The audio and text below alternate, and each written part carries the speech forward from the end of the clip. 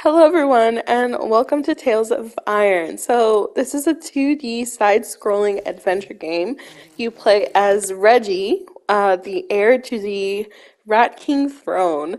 And I don't think I've ever come across something that is so wonderfully adorable, but also very violent and gory. And I'm excited to play it. Like I've given this like a little bit of a run through and I was just like I really like the way that this story is set up.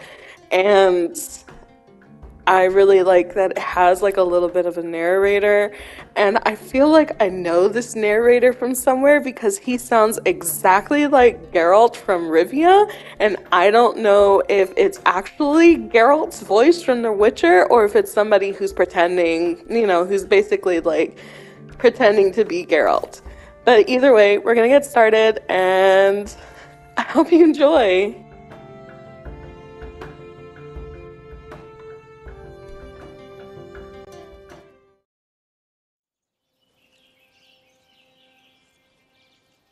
For centuries and longer, rats have fought tirelessly to repel the incessant frog invasions. Peace was only ever short-lived, until finally a young monarch rose to power. King Rattus, first of his name, unified the rat kingdoms under one rule, repelling Greenwort and his kind back to the putrid swamps from whence they came. Crops prospered, families flourished, and the magnificent Crimson Keep climbed ever higher toward the sky. But as time passed, King Rattus the Savior grew old, and the kingdom vulnerable once more. His people grew anxious, some claiming to perceive a faint odor in the air. Greenwort had returned with a ferocious vengeance.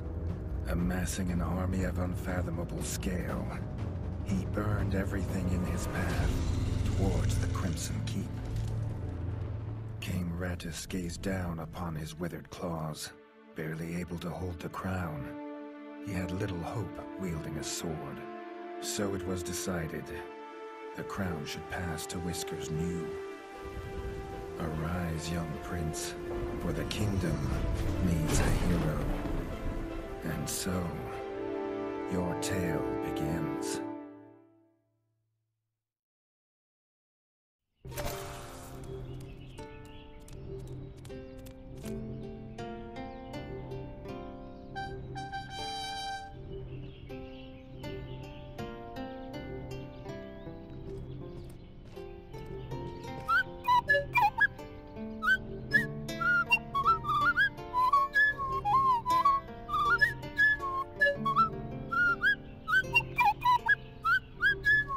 When his squire woke him with this god-awful noise, the young prince was dreaming about this day, just like he had for months.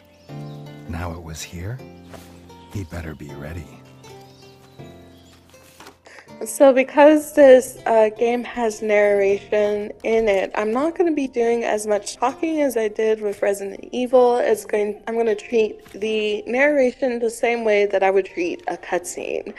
But for now, I really love I love these little adorable characters. Like the way that they talk is in pictures and you get the understanding of what they want you to do from the pictures. It's so cute.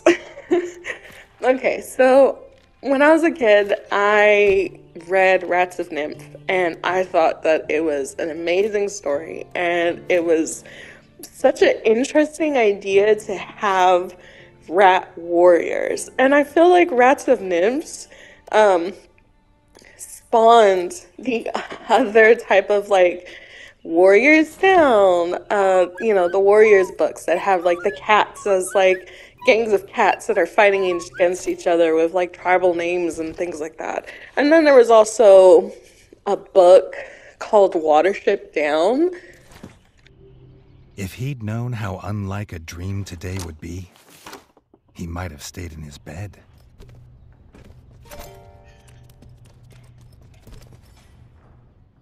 So, if you don't know, Watership Down was a book. I don't know if it was a short story or if it was a novella, but it was written back in like, I want to say that late 1800s, early 1900s, and it's an allegory for war, either World War One or World War Two, but it's like not definitely a kids media.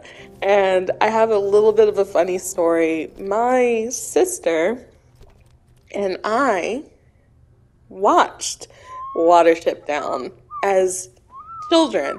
I was older than her, but she was like probably 6 or 7 years old.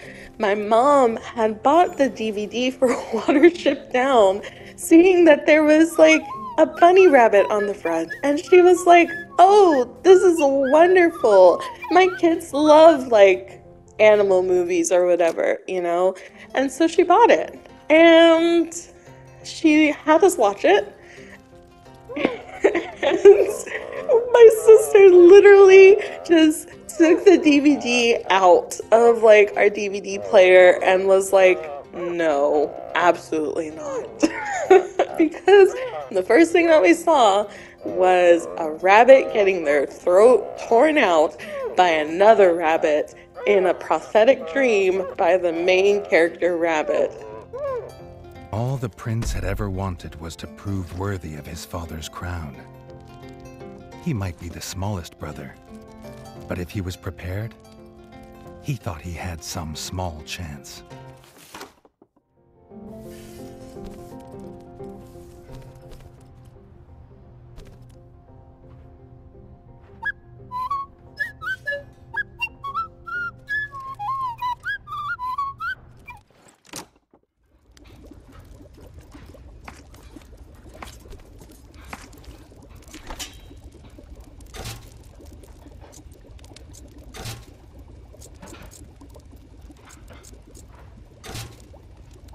Reggie's brother, the chef, offered a fine menu, but after Dennis had eaten, there was no food left.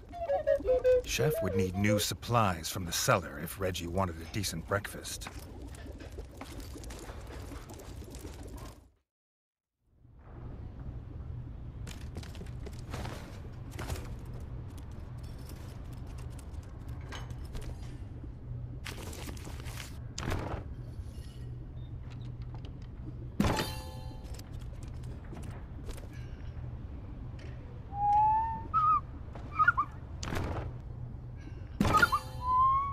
The bard had found the last of the summer raspberries in the bare basement.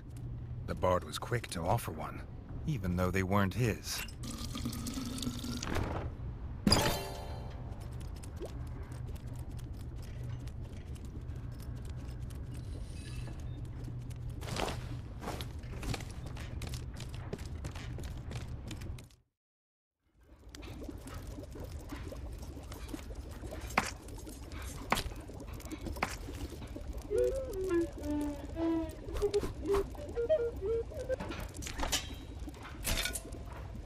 He had the ingredients. His brother, the chef, would make you a feast fit for kings. Or so he says. Reggie only ever gets his brother Dennis's leftovers, so he wouldn't know.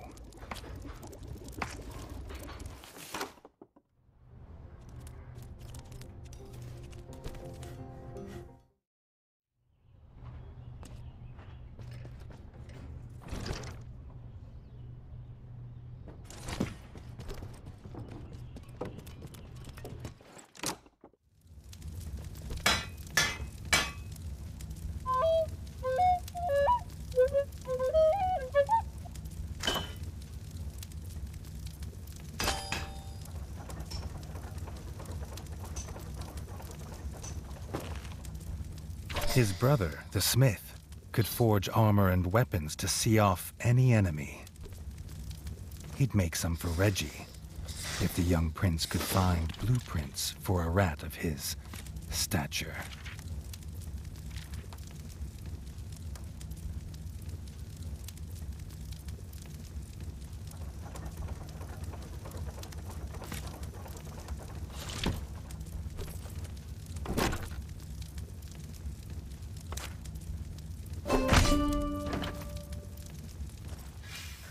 So, we're going to explore for a little bit. I'm going to talk about combat before we get the tutorial for combat. So, surprisingly, the combat for this game is pretty good. The controls are a little bit simple. You have your L2 for blocking, R2 for heavy weapons. So if you have a two-handed weapon, you'd press R2. If you have a one-handed, you'd press R1. And then triangle is your ranged weapons. So like crossbow, bow and arrow, that type of deal. And then circle is your dodge, X is jump, and square is for interacting with everything. So surprisingly, for the game, I really like the combat. Like, it's tough in a way that it feels rewarding when you defeat, like, a really strong enemy, but not to the point where it's frustrating. It definitely doesn't leave a lot of leeway for, like, the tougher fights with the bigger enemies because the screen locks. Just what you can see is the playing field. You can't run away from the enemy. When you're in a boss fight or when you're fighting other enemies, you have to fight them before you move on. Either that or you die. And then you still have to fight them. The only thing that I don't like is there's no autosave. You have to manually save at benches. So if you, let's say, did a huge chunk of the game and then never saved before you died at a boss, you're going to have to do that chunk of the game again unless the game is like, hey, here's an in-game cutscene. We auto-saved for you. Congratulations. But yeah, as far as I know, there's no, like, auto-save.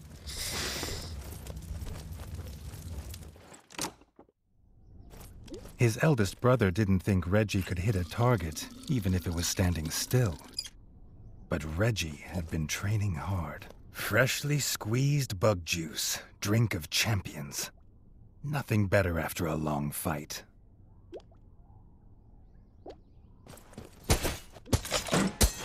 The training dummy's red attacks were too strong to block. It was fast, but Reggie could be faster.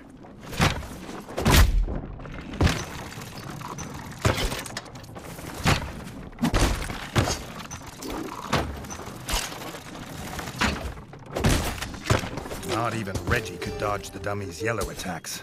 His only hope was to parry with his trusty shield.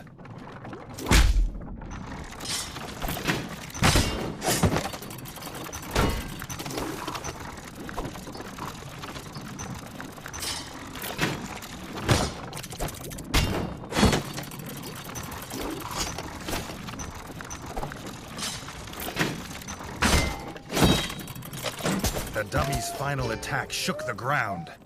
Reggie would need to dodge to remain unscathed.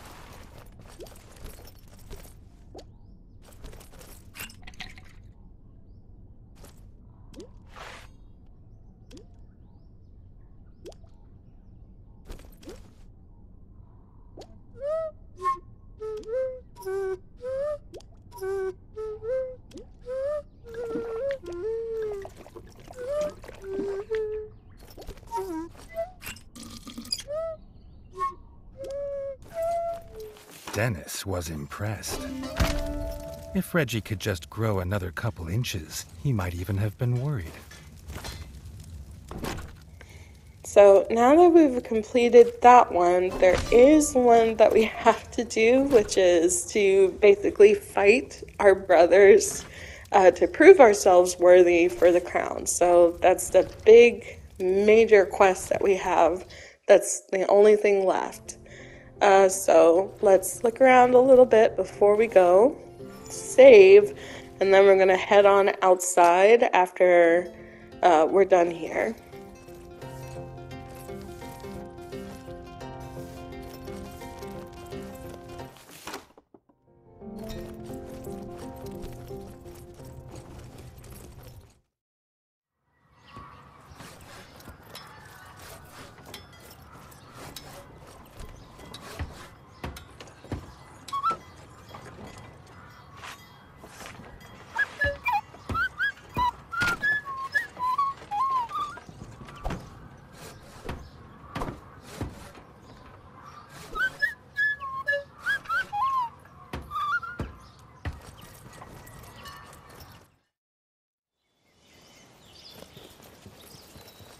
Reggie'd never seen the Crimson Fort so full of ratfolk. The whole kingdom was there. Some even cheered for him. But the king had let his eldest brother lead the procession.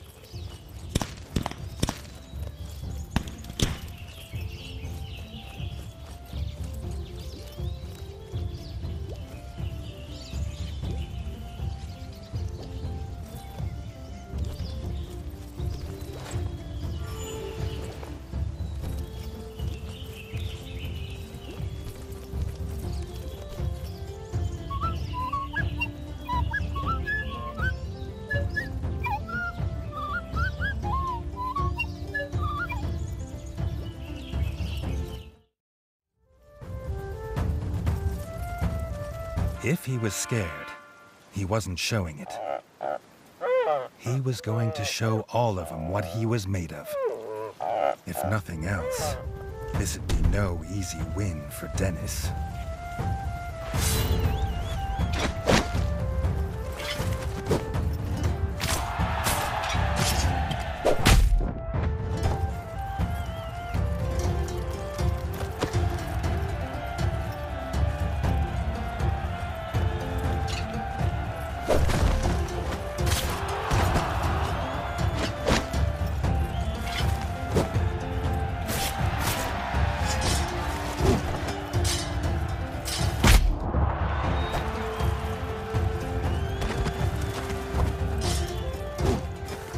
So yeah, this is what I was talking about. So earlier we saw with the training dummy a little bit of the stuff. Now we're actually implementing it into a fight against her brother. And yeah, look, it's like I was very surprised that there was a parry system. I didn't think that there would be a parry system. The parry system in a game like Blasphemous is really fun to use, but it's like so finicky. But with this one, it allows you to parry, but you can still make mistakes if you don't hit it at the right time. Like you can basically hold L2 and R2 and it will automatically like parry. But if you don't, then like your character is going to get hit if you don't press R2 on time.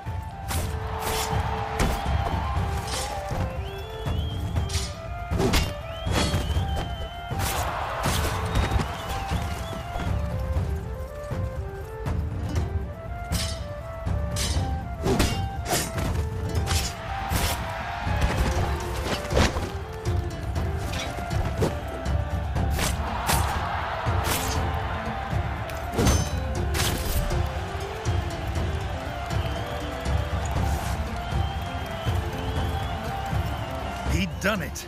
He proved himself a worthy heir to his father's kingdom.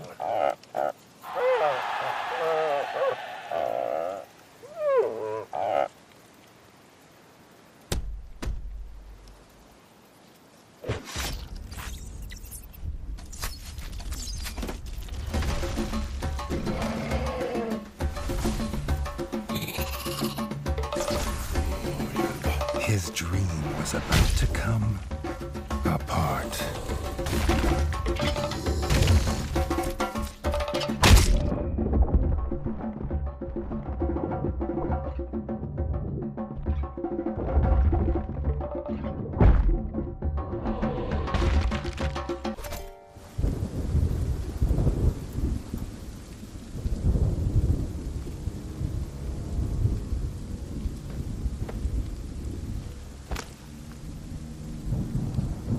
Prince woke this time from a dream of blood and frog spawn, finding he had neither a crown, nor a kingdom, nor a father.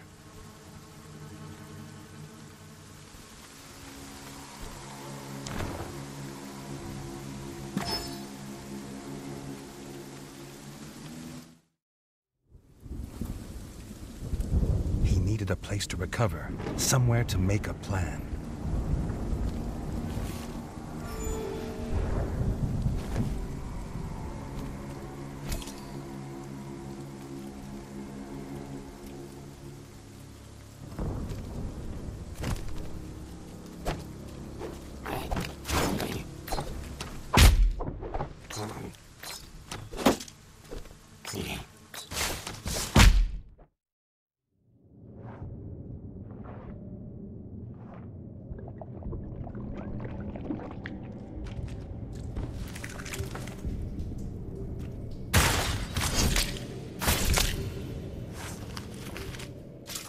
So, just in case you're wondering, yes, you're supposed to lose the first battle with the big bad. There is no way to defeat him because your weapons aren't strong enough to do a whole lot of damage to him. And when he hits you, he takes off a huge chunk of like your health, as you saw. So it's not going to take very long for him to like kill you, especially if you try to like block. It's still not going to do a lot to protect your health. So yeah, you're supposed to just go ahead and die, but you can still fight to the death if you can. But yes, you are supposed to die.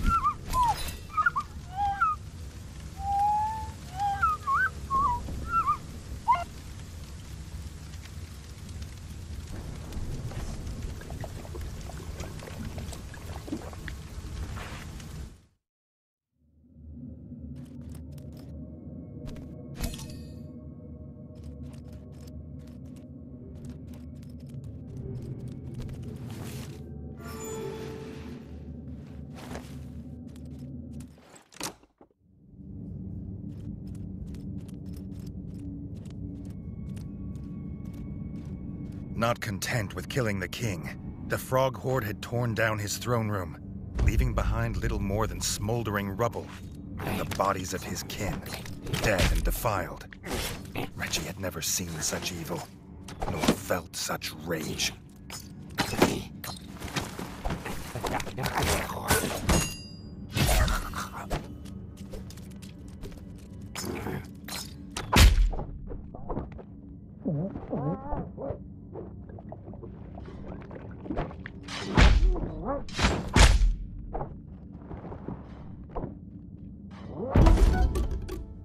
Okay, so I did look it up, and it was Doug Cockle, the voice of Geralt from the Witcher series.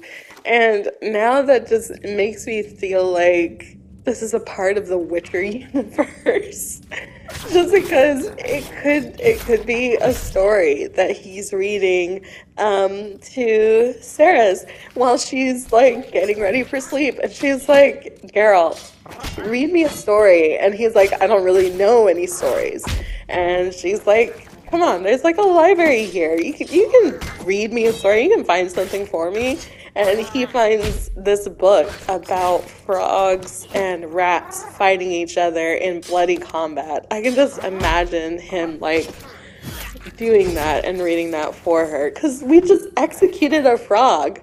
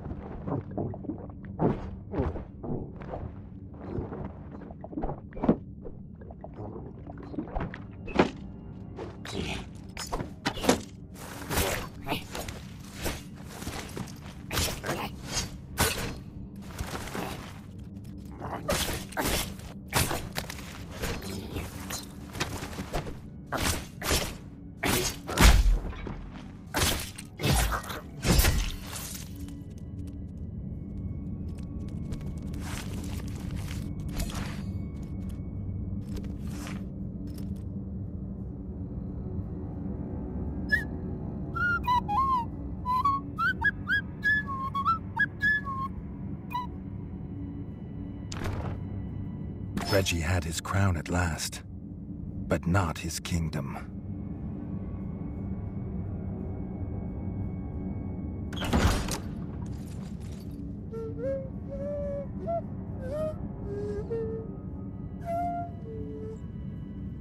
Dennis had returned, but shamefaced.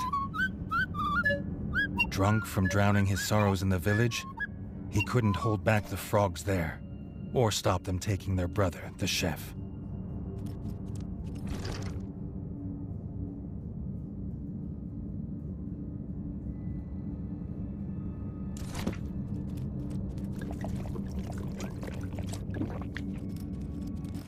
Reggie had to get to Longtail Village to rescue his brother, and fast.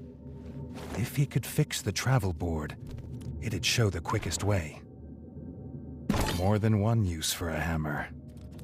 And its work on the frog skull seemed to be done.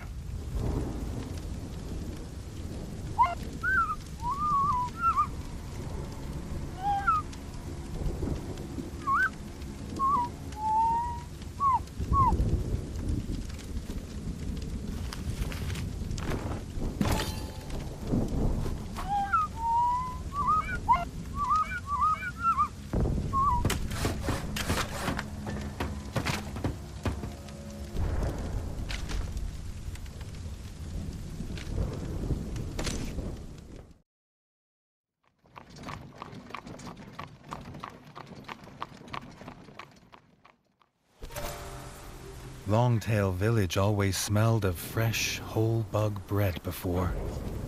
Now it reeked of burning fur and gore. And something putrid. Pond slime, and those that dwelt in it.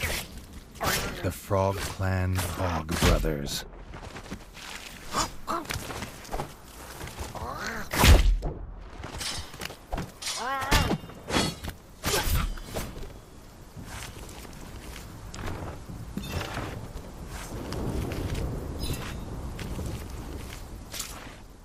So I wonder if this game is going to include saving hostages. Like, occasionally when we fight the frogs, there will be people that are there that are still alive that will get up and they'll run off. And does that mean that as we go through from place to place, those people that we save will go back to, the castle? Or in this case, will they go to like a town hall or like someplace where they'll be able to like shore up and be protected?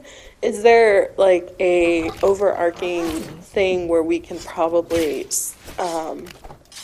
in the future, like later on in the game, once we get our brothers back, if we get all of them back, will we be able to mount up kind of like, oh, this is a defense for this town, this is a defense for that town? I don't think it's that type of game, but it would be interesting if it did have that sort of mechanic in it.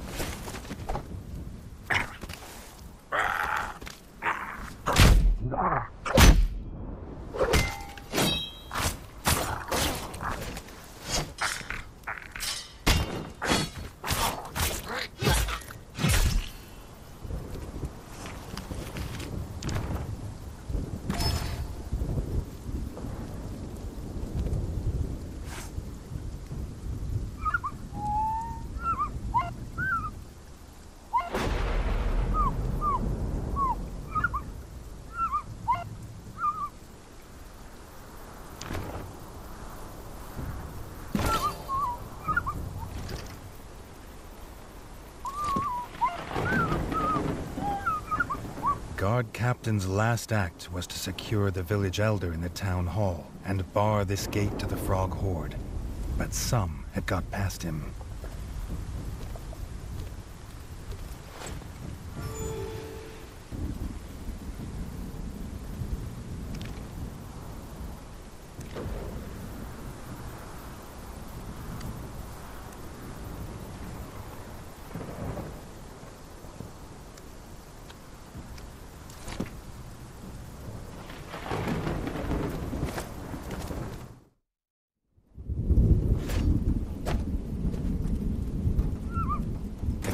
Right.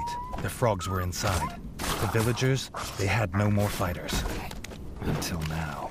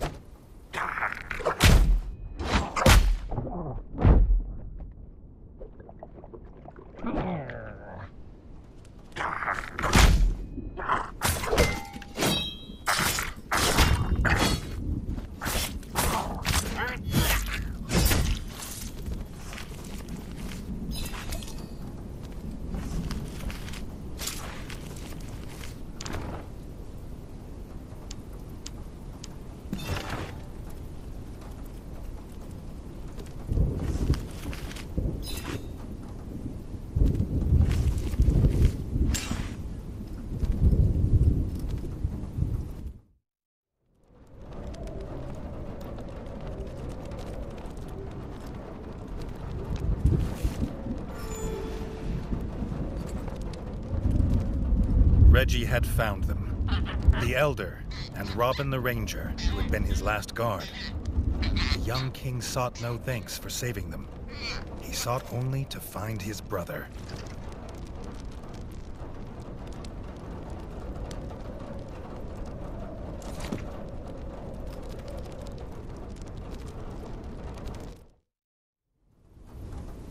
If this old rat was right about what was beyond the gate, he'd need to stock up and prepare.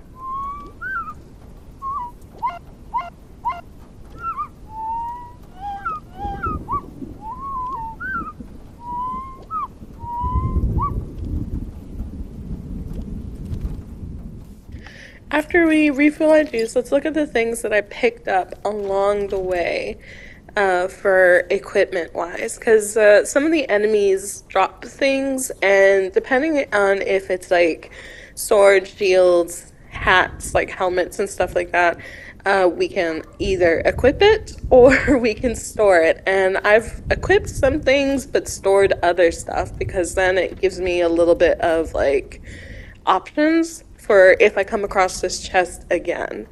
I do like the simplicity of it because you see our stats over here. It pretty much just lets you know about, you know, whether how much that thing weighs, what is like the special stats on it. Because at the beginning of the game, we put on a helm that is frog resistant, which means that we have extra defense against frog attacks.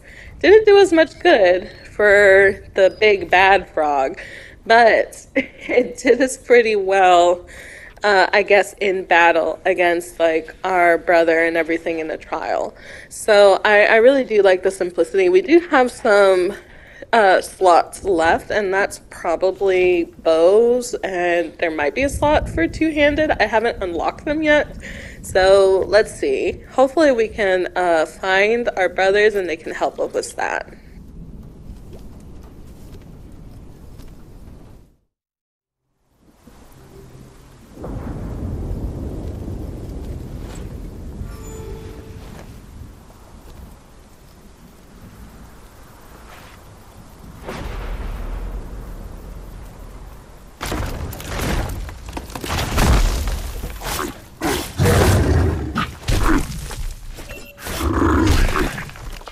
So this boss battle is a little tough, or a lot tough, just because you have two of these guys, and the larger one definitely hits more than the smaller one, and also his attack range is larger. Just because you see here, he does 3 of those hops, and it doesn't matter if you move out of the way in one direction, he'll follow you in that direction when he's hopping. My recommendation is, just like I did, destroy the little guy first. Like, kill him first, and then go for the bigger guy. But I think everybody should know that, you know, for action games at least.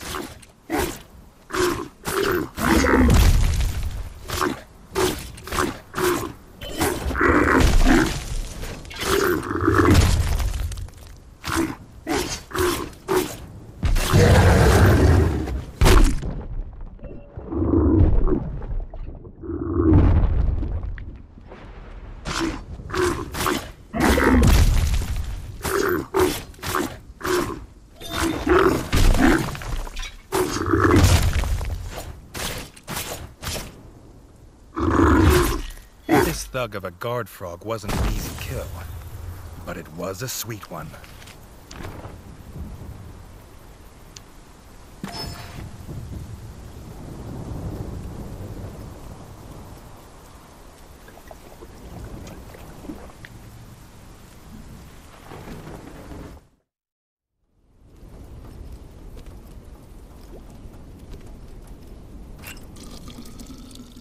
Now that we've healed and restocked, it's best to go ahead and just save now, just because my nephew's also playing this game. And when he first encountered the mouse captain, the rat captain, and the rat captain warns him about a frog guard that appears behind him, and you fight him, and that's when you get the key to go to the town hall. He got the key, went inside the town hall, and then died to the fight inside the hall. Then he had to do that fight plus this one all over again. And he was like, "Are you serious?" And I was like, "Yeah, this one, like I said, doesn't have autosave. So it's best to just go ahead and, you know, save any chance that you get. It may feel repetitive, but just save any chance you get."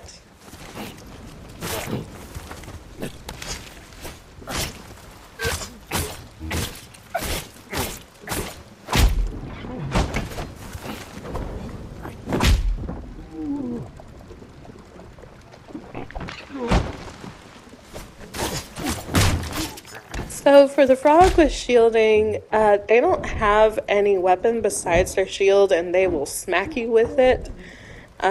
So the best thing for them would be to try to parry their shield and see if that will knock it out of their hands.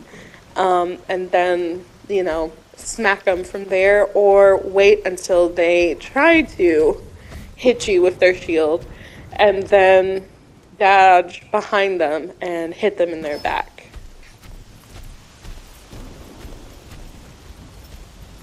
The chef's hat. Reggie must be close.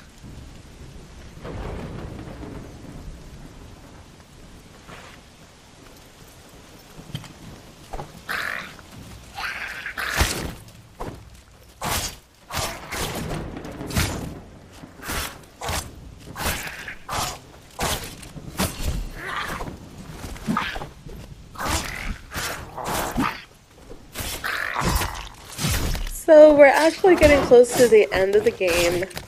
I really like this game, and I feel like it's a good change of pace for the channel, just because like the last couple of games besides We Are OFK have been sort of like horror thriller based, and this one is more of like medieval fantasy, the same gear as like The Witcher. I would love to play the Witcher series for the channel, like 1 through 3. But I feel like it might just be a little bit too long. I know Nicola played through Red Dead Redemption 2, and that's like a 70+ hour game. If you are doing everything and exploring everything and hunting, it's at least like 50 hours. And then you've got like God of War, Ragnarok, that was like 45 episodes, like 45 hours, on top of the fact that between those hours I was playing probably like 7 to 8 hours of doing nothing but side quests. That way that when I actually get to the main story, I have a good amount of like gear to help me with boss battles and everything like that. So I will think about The Witcher. It might be a summer game, like I start in the spring with the first Witcher and then end the summer with the third Witcher. But yeah, for now, I'm just gonna accept this and just, like I said, count it as like Witcher adjacent. With that being said, I'm going to go ahead and say my goodbyes, and I hope to see you in the next video. Bye!